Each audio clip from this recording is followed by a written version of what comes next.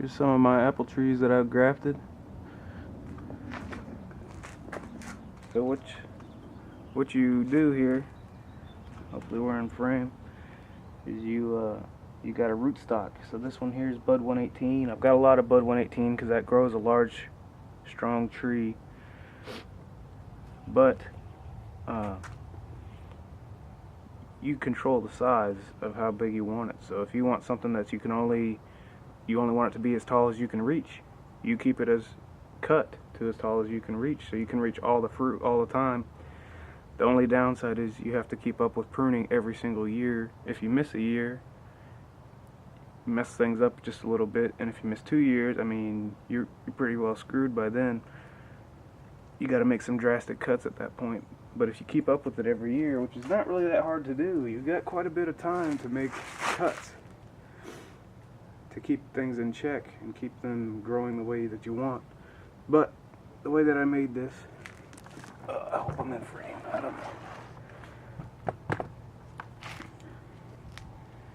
is I had a rootstock growing in this pot, and it was growing about the same size as this. Then I cut it off right here, made an incision. I cut it this way. Then I cut a corresponding cut on the scion, and then another little cut on each one that kind of, I think they call it tongue and groove, so that they fit into each other and they make friction on each other so they hold stronger. And then you take grafting tape, which this one has some right here, and you just go around it extremely tight. You want your scions touching, and that's this one starts flowing its juices into this just like it had on its original piece that I cut off. And now your rootstock and your scion, your variety that you want, which this one happens to be, oh, I don't know what that is, something Carter, probably Mrs. Carter or something like that. Now I've got a variety on top of a rootstock with good disease resistance, good precocity, good size and vigor, and then so I'll have really nice roots in this pot, which I need to uppot all these into 3-gallon pots, but that's a tangent. So all the rest of this up here is going to be one single variety, and then if you want, you can cut this off and graft something else on here, and then you got 2 different varieties on one tree. Or I mean, you can do as many as you want. There's a guy on YouTube who's got 150 varieties on one single tree. He calls it his Franken tree, and he's got a few of them with a lot. But a lot, he's got many more trees with like anywhere from 2 to 5 varieties, which is a much more reasonable approach to trees like that, instead of having 150 varieties on one tree. Anyway, right here I've probably got 50 different varieties on maybe,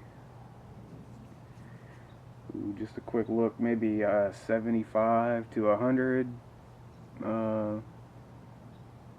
rootstocks. But I know I bought 50 different varieties last year from a guy in North Carolina. And so these are all grafted in 2018. And I've got a bunch more rootstock over here, 200 rootstocks that are Bud 118, and I've got a few scions on the way. But I'm going to be using a lot of scions. If you can see, I hope it's in frame, these are cut. I've cut these ones already, and I've got probably 2/3 more of all of them to cut back to about knee height is where you want to go. And there's many different pruning practices, but I like the idea of keeping it within my reach. That makes a lot of sense to me.